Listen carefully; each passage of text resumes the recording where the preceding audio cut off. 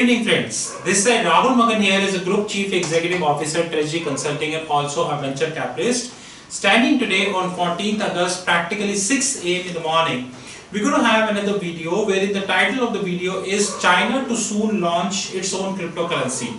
A limited information coming in the public domain, we are going to deliberate about that. But as you understand that I always make my video into multiple parts. So this video is divided into three parts. Number one, we're going to be tackling about three key issues which China is facing.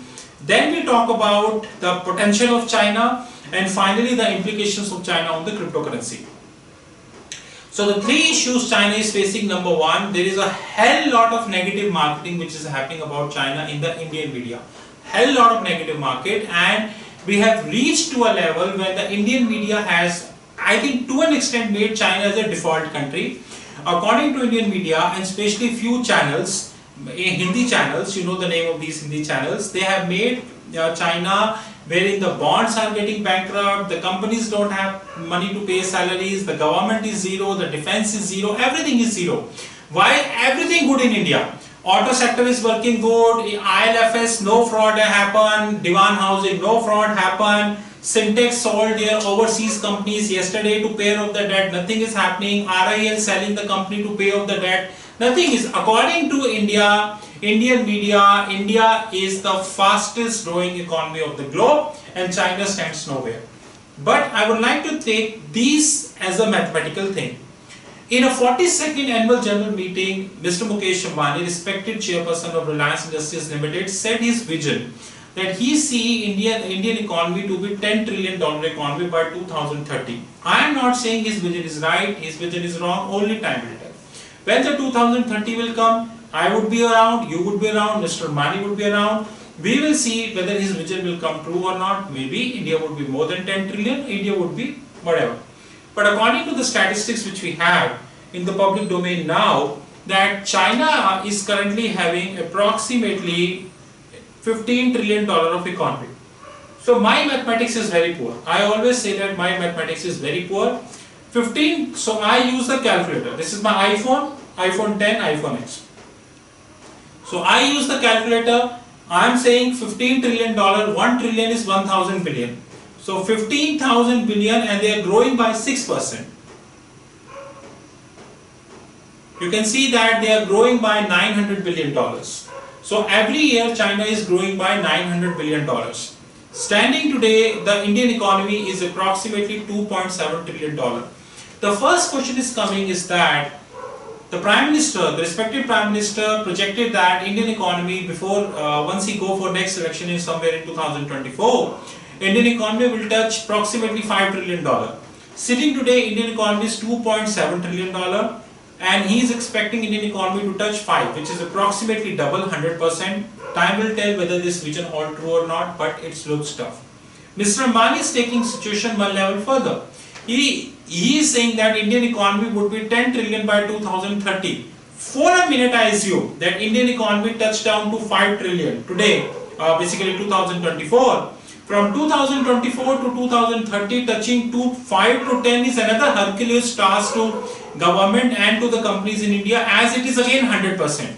But for a minute I assume that Mr. Ambani projected it's a 10 trillion economy. So 10 trillion means 10,000 billion, okay, into, I assume Indian economy will grow by 8%. So 800 billion, okay. It means to say that in 2030, Indian economy would be 10 trillion economy, and Indian economy would be generating $800 billion of annual GDP in the system. The total amount of goods and services produced in the country. Now, can I have one question, which is the first part of the video, where the Chinese economy would be in 2030? If today they are adding $900 billion on an annual note, which means 2030 means 10 years to go. 900 billion into 10, which is 9 trillion.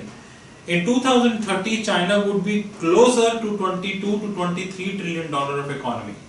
For a minute, I assume that Indian economy will touch down to 10 trillion. There would still be 2 to 2.5 times gap between India and the Chinese economy.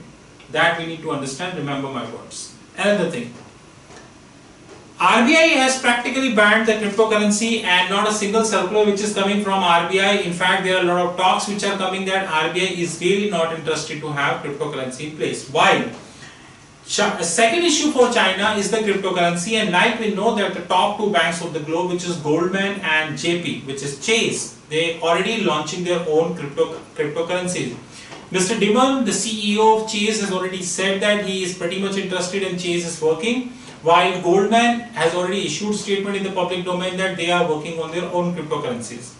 And I'm sure the other biggies like Mitsubishi, Standard Chartered, Citi, maybe DBS, God knows, because of the Singapore is working on the project to be, they would come up their own digital currency. God knows, time will tell. While China is still have a lot of strength which is left. Number one, they are still sitting on more than $1.5 trillion of FX reserve, and the net international investment position is positive.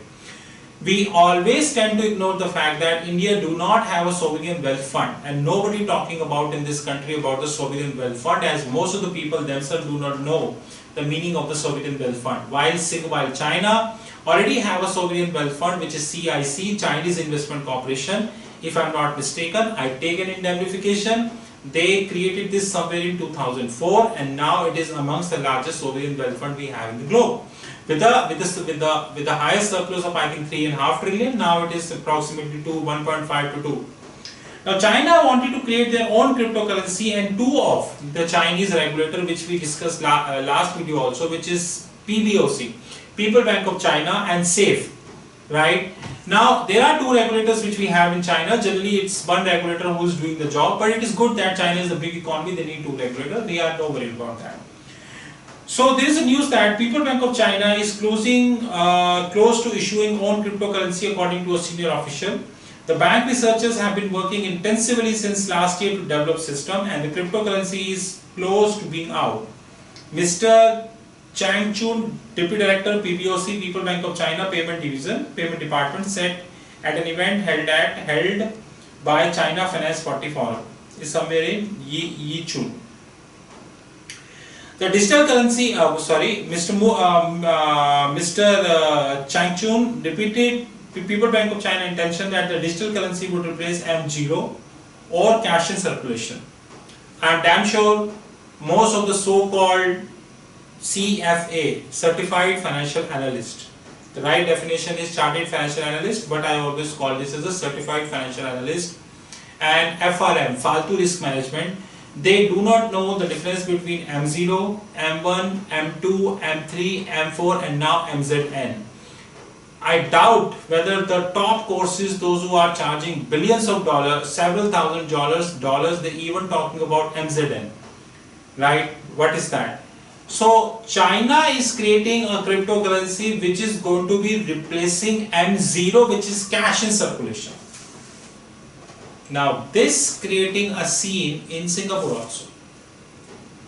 Whatever limited text which we have in the public domain of the project OBIN is not saying that you're going to have that whatever the Singapore dollar which they are creating, a digital Singapore dollar, is going to be replacing M0 in Singapore.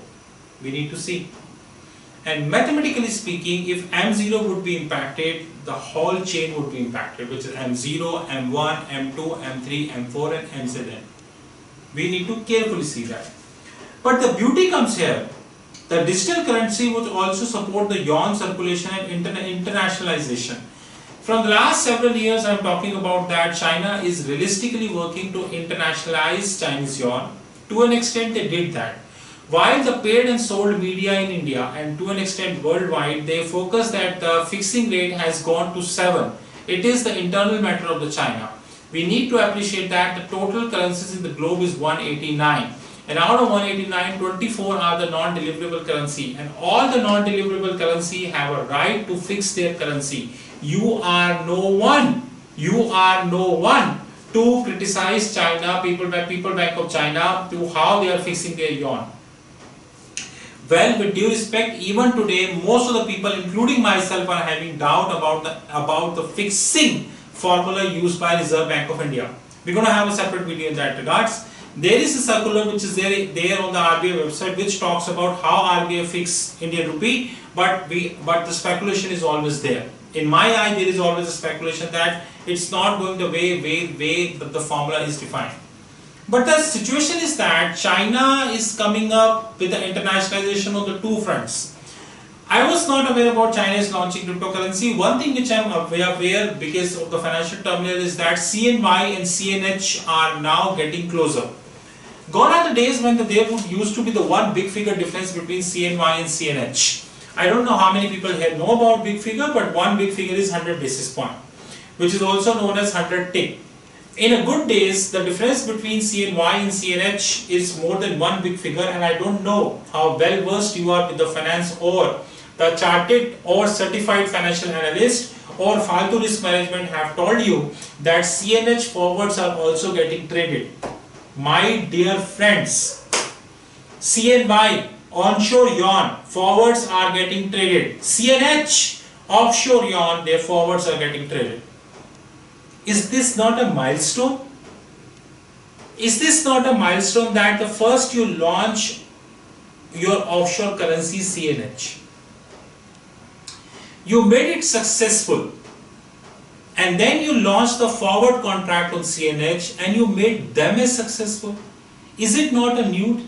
Why the paid and sold media of the globe is not talking about that? Is it the editors are illiterate? They don't see Reuters and Bloomberg, or they don't see that this is something which also exists. I'm not supporting China. There are many issues we have in China, like a deleveraging is one of the issue, housing prices is an issue, the governmental control to an extent is an issue, the reserve ratio is an issue. There are many issues China do have. It is not that China is away from the flip side, like Singapore. But they are tackling it, right? They are not like a $13 trillion of NPA. Their corporates are not busting every day. Their corporates are not selling their foreign subsidiaries. Huawei, even after clampdown by Trump, successfully recorded a heavy profit. And now they are working on 5G. But the situation is going to be like that.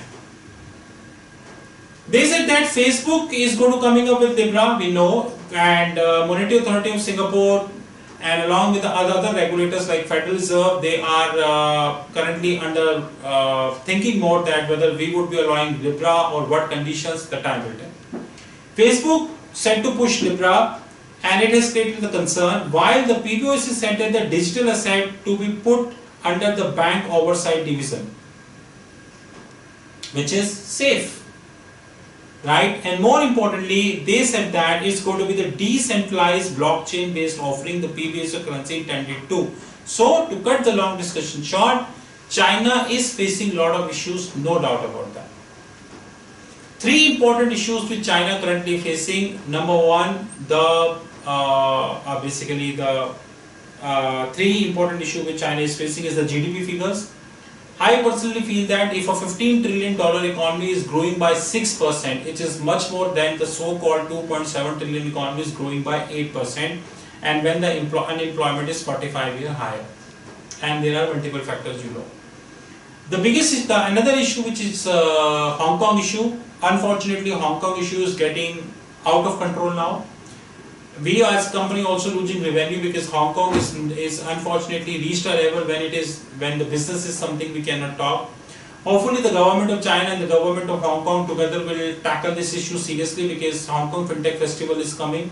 And yesterday event, what had happened when more than 5,000 people entered into the Hong Kong airport and they just clogged. The airport is something a serious concern for Hong Kong, and I hope that the Hong Kong authorities will take this seriously. While the third is about the internationalization of the Chinese yuan and the CNH, I think here China is getting 9 out of 10. The one big figure difference between CNY and CNH is approximately now to few cents. The fixing is always under the radar of the China, so all the people including Bloomberg, those who are commenting on the fixing, they first need to learn that how fixing is getting happened, how the non-deliverable work. So we should not create a hype in the system. If China is coming up with its own cryptocurrency, being a second largest economy of the globe, I'm damn sure that this would have a very deeper impact on the ecosystem of this globe. Because they are not launching their cryptocurrency for the sake of formality or for the sake of just to show off to the Facebook that or to compete with Goldman and the Chase. They are launching is to reduce the cash in the system which is connecting with the M0. Goldman wanted to launch their cryptocurrency, but it cannot replace M0 because Goldman is not US, although it's amongst largest bank in US. Chase is amongst the largest bank in US, but it is not US. While China PPOC and the safe cryptocurrency would surely replace M0, and once it will happen, this will open another doors of cryptocurrency in this world. To cut the long discussion short, I see that cryptocurrency is going to face a very interesting time soon. And as an avid reader of crypto and in the blockchain, we continue to learn that how exactly it happened. While once we have the more information about this crypto in the public domain, we're going to have another video. But I am damn sure that till few weeks ago, when a lot of people talking about Libra, now it's Libra versus China. My last line. With due respect to the Mark Zuckerberg, the founder and the CEO of Facebook. How long CEO? I don't know. Because Facebook already facing $5 billion of punishment by some court. And thereby they asked Zuckerberg to leave their control as well. Facebook do not have the muscle power that China do. And if China is going to be coming up with their cryptocurrency, it would have hell lot of impact than the Facebook. We need to remember that. Interesting times are coming. We need to awake at 6:30 a.m. in the morning and continue to work. If we sleep, we are gone. And hopefully, when the more news will come, we have more videos. With this, Treasury Consulting, thank you very much. You know my mobile number, +91 9899242978. You know our fixed income platform, www.fixedincome.global. We always make video on the realistic issues. We never worry what people think about us. At least myself will never worry about that. There are a hell lot of comments which are coming on the YouTube, WhatsApp, social media, who cares? Because I know one thing, that if you introspect anything from a different angle, there are many people, those who come and comment, but it doesn't matter. With this, we thank you very much, and hopefully soon we'll cross 800 videos, and don't forget to visit Julia on fixedincome.global, the world first derivative bond. Have a good time. Talk soon.